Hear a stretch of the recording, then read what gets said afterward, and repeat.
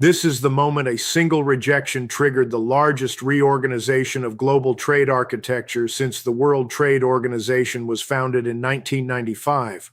Not a war, not a financial crisis, not a technological revolution or a pandemic that forced supply chains to rewire overnight. A decision. A Canadian Prime Minister handed a deadline by the most powerful economy on earth, looking at the ultimatum's terms and saying publicly, officially on the record, no, not yet. Not like this. Not on these terms. The ultimatum had a 72-hour window. It had specific conditions. It had the implicit weight of what every government watching assumed would follow a rejection, escalated tariffs, economic pressure, the full deployment of American trade leverage against the economy most exposed to it.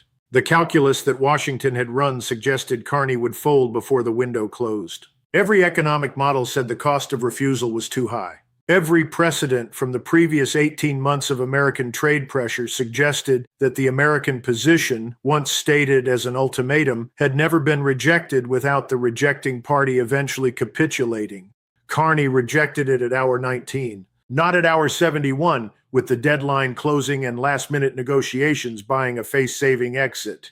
At hour 19, before half the window had elapsed. Before the back-channel communications that typically blur the edges of these confrontations had time to develop an alternative that both sides could call something other than rejection. He rejected it cleanly, officially, and in terms that made partial reinterpretation impossible. And then the 72 hours that followed changed something that no one in Washington, Brussels, Beijing, or Ottawa had fully anticipated. Because what changed was not the Canada-US bilateral relationship. What changed was every other government's willingness to do the same thing. In this breakdown, we go through exactly what the ultimatum demanded, why Carney rejected it at hour 19 instead of waiting, what the next 72 hours produced in governments that had been watching, and why the trade architecture that exists today is permanently different from the one that existed before a Canadian economist said no to a deadline. This is not a story about Canada and America. This is a story about the rejection that gave the world permission. For 3 years, the operating assumption in global trade had been that American ultimatums were irreversible facts of the economic environment, not because every country agreed with them, not because the governments on the receiving end lacked the economic analysis to challenge their premises, but because the asymmetry of consequences was so consistently and so visibly unfavorable to the recipient that rejection had been reframed inside foreign ministries, inside trade ministries, inside the offices of prime ministers and presidents who had received their own version of American trade pressure as a choice between a bad outcome and a worse one.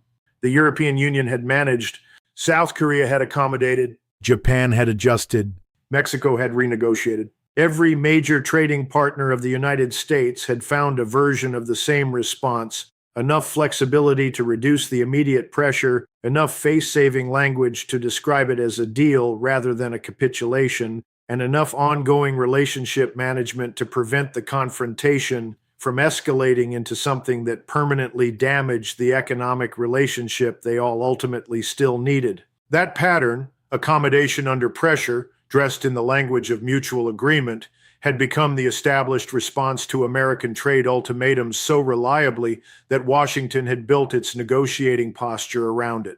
An ultimatum was not really an ultimatum. It was the starting position of a process that ended with the other side moving significantly in America's direction and describing the movement as progress. Carney's government had spent 3 months running a different kind of analysis. Not the standard trade negotiation analysis. What concessions could be offered, what face-saving language could be developed, what timeline for implementation allowed both sides to claim victory. A strategic analysis of what happened to the pattern if a government rejected the ultimatum entirely.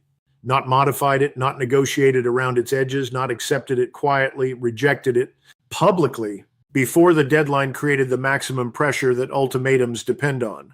He promised Canadians something that was difficult to promise and harder to keep, that his government would not participate in the accommodation pattern that had made American trade pressure more effective with each iteration because each accommodation validated the approach. He promised that the response would be different in kind, not just in degree.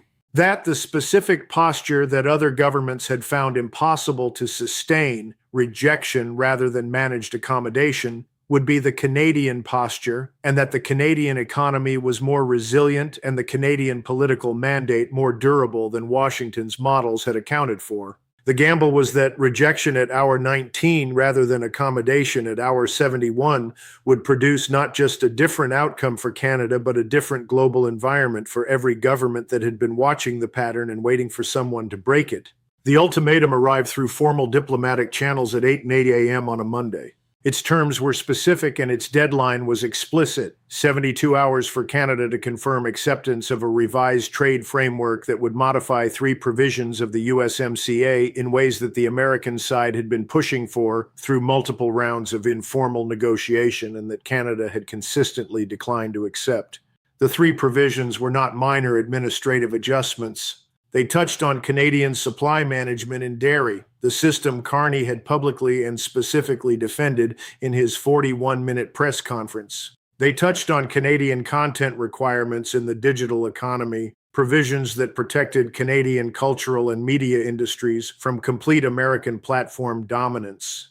And they touched on the dispute resolution mechanism itself, the specific provision that gave Canada independent legal recourse when it believed the United States was violating its own trade agreement commitments. Taken together, the 3 modifications would have restructured the USMCA from a bilateral agreement with enforceable mutual obligations into an arrangement significantly more favorable to the larger party's ability to act unilaterally without consequence. Carney convened his cabinet at 10:30 a.m. The session lasted 4 hours. At 2:47 p.m., hour 19 of the 72-hour window, Canada's foreign minister stood before cameras and delivered a 1-paragraph statement that contained the word the diplomatic community had not heard in 3 years of American trade pressure. No, not a request for more time. Not a counter-proposal. Not language designed to keep the back channel alive while the official position was being managed. The statement was 5 sentences. It rejected all 3 modifications. It cited the USMCA's legal framework as the basis for the rejection. It expressed Canada's willingness to continue the bilateral relationship within the existing agreement. And it closed with a sentence that was designed to be heard not just in Washington, but in every capital that had been watching. Canada's trade relationships are built on mutual obligation, and mutual obligation means both parties are bound by the same rules. Pause. Both parties are bound by the same rules. In the context of a formal rejection of an ultimatum that had specifically sought to modify the provision giving Canada independent legal recourse, the dispute resolution mechanism, that sentence was a message to every other government with its own version of that dispute resolution mechanism. Canada was rejecting not just the specific terms, it was publicly defending the principle that smaller trading partners had the right to enforce the agreements larger ones had signed.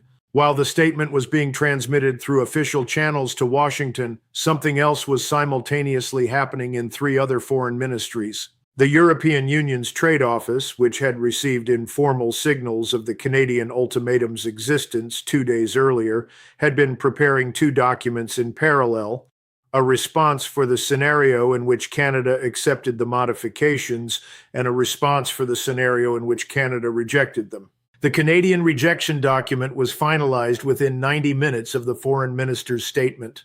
And while the EU's parallel documents were being finalized, something else was also happening simultaneously in Seoul and Tokyo. South Korea and Japan, both of which had their own unresolved trade pressure situations with Washington, had been in direct contact with Canadian trade officials for 36 hours before the rejection, not to coordinate a joint position, to understand the specific legal and economic analysis that was making Canada confident enough to reject at hour 19 rather than accommodate at hour 71. The analysis had been shared, and the sharing had produced 2 governments that were, for the first time, running their own rejection scenarios rather than their own accommodation scenarios. Here is what the official statements are not saying. Canada's decision to reject at hour 19 rather than waiting was not primarily a statement of principle. It was a strategic calculation based on a specific reading of how ultimatum psychology works in trade negotiations. An ultimatum's power comes from the deadline. The longer a government subjected to an ultimatum waits before responding, the more the deadline becomes the story, the ticking clock, the approaching consequence, the escalating pressure that the domestic and international audience observes as the recipient is squeezed. Governments that wait until hour 71 and then reject have absorbed the full psychological and political cost of being seen under maximum pressure before they deliver their answer. Governments that reject at hour 19, before the pressure has fully built, before the deadline has become the dominant narrative, before the audience has been conditioned to expect either capitulation or a dramatic last-minute rescue, deliver their answer from a position of visible composure rather than visible stress. The rejection looks like a decision, not a survival. And a decision looks like sovereignty. And sovereignty is exactly the perception Carney's government had been building toward since his election. According to sources with direct knowledge of the cabinet session, the 4-hour discussion on Monday morning was not primarily about whether to reject. The decision to reject had been reached before the ultimatum arrived, built into the strategic posture as the predetermined response if the ultimatum's terms included the dispute resolution mechanism modification. That modification was the tripwire. When the ultimatum included it, the decision that had been pre-made was activated. The 4 hours were spent on timing, wording, and the specific framing of the rejection statement. The sentence about mutual obligation, both parties are bound by the same rules, was drafted, revised, and approved as a deliberate signal to third parties rather than a description of the bilateral relationship. It was the sentence that said to every other government watching, Canada is defending the principle, not just its own position. One senior Canadian official described the strategic logic with characteristic economy. We were not just rejecting an ultimatum, we were establishing a precedent, and precedents require a witness. We made sure there were witnesses. The 72 hours following the rejection produced a cascade of developments that none of the standard trade negotiation models had projected as a single event consequence. Within 24 hours of Canada's statement, the European Union released its parallel document, a formal statement of support for Canada's invocation of the dispute resolution principle and an implicit signal that the EU would apply the same principle in its own ongoing trade pressure situations with Washington. Not a joint position, not a coordinated alliance. A parallel statement that said, we watched what Canada said and we agree with the principle it cited. Within 48 hours, South Korea's trade ministry announced the resumption of formal chorus FTA dispute consultations that it had been deferring for 8 months under pressure to resolve trade issues informally rather than through the agreement's legal mechanisms. The timing was not coincidental and was not described as coincidental by anyone familiar with the conversations that had preceded it. Within 72 hours, the exact window the ultimatum had specified, 6 governments had made formal statements, policy announcements, or procedural moves that collectively represented the largest single-period reassertion of trade agreement legal mechanisms in the post-WTO era. Not a coordinated bloc, not a formal alliance. 6 governments independently, using the same legal language, citing the same principles, taking the same procedural step of returning to their existing agreement frameworks rather than accepting informal modifications under pressure. Here's the power shift produced by 72 hours. For 3 years, the pattern of accommodation under pressure had functioned as a self-reinforcing system, each accommodation making the next ultimatum more credible because the pattern of acceptance made refusal seem less viable. Canada's rejection at hour 19 broke the self-reinforcing mechanism. It demonstrated that rejection was survivable, that the domestic political cost of refusal was manageable, and that the international environment after a well-executed rejection was, counterintuitively, more supportive than the environment after a well-managed accommodation. The cascading consequences extend across dimensions that pure trade policy analysis does not capture. The dispute resolution mechanism that Canada specifically defended, the provision the ultimatum had sought to modify, is now the subject of formal legal review proceedings in 3 separate trade agreements simultaneously. Canada's invocation of the principle has generated a wave of similar invocations by governments that had been deferring their own disputes to avoid confrontation.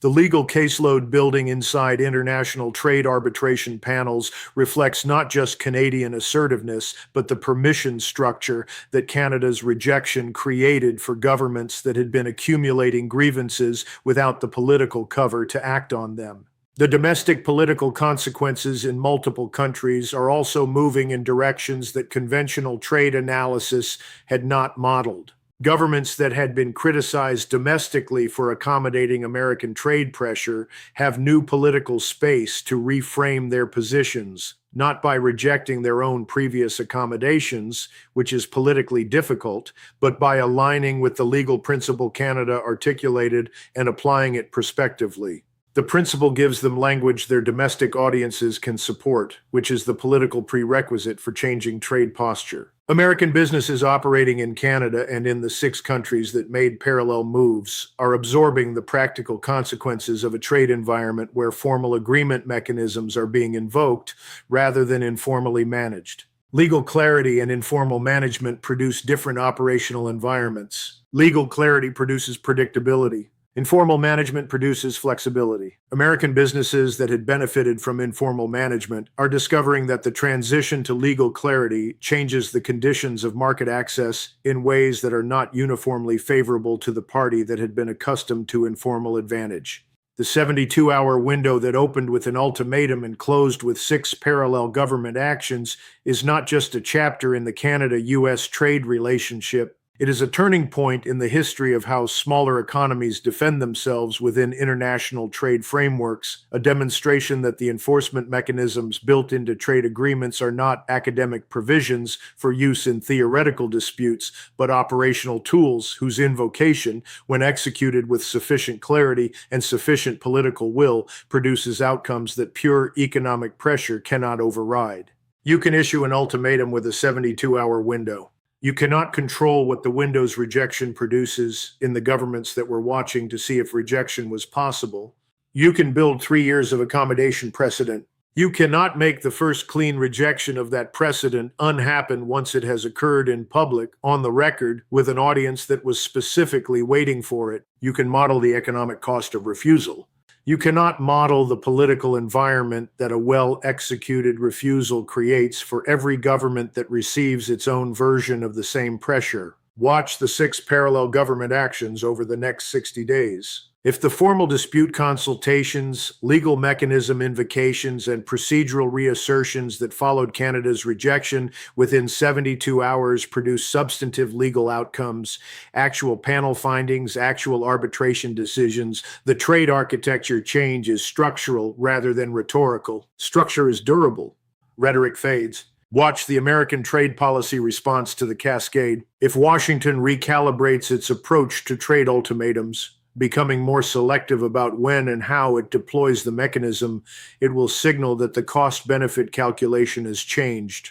A tool that works when used consistently becomes less effective when its consistent use produces consistent refusals rather than consistent accommodations. Watch Canada's bilateral economic performance over the next quarter. The economic models that predicted accommodation as the rational choice were built on specific assumptions about Canadian economic resilience. If those assumptions are wrong, if Canada absorbs the post-rejection environment better than the models projected, every future government running the same calculation will have a data point that changes the answer. 3 things are now irreversible. 1, Canada publicly rejected an American trade ultimatum at hour 19 before maximum pressure had built, in terms that made accommodation impossible to construct retroactively. That rejection is in the permanent record of international trade history. 2, 6 governments made parallel moves within 72 hours. The temporal clustering of those moves around Canada's rejection is documented and will be analyzed in every future study of how trade policy cascades spread through the international system. 3, the principle Canada cited, both parties are bound by the same rules, is now in the formal legal record of multiple international trade proceedings. A principle that enters legal proceedings as a citation is significantly harder to erode than a principle that exists only as a diplomatic statement.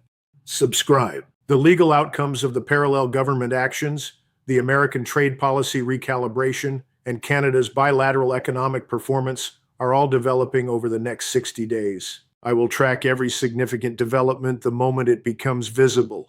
The ultimatum had a 72-hour window. The answer came at hour 19. And the 72 hours that followed changed the architecture of global trade in ways that will still be visible in trade agreements, arbitration records, and foreign ministry strategic documents 30 years from now.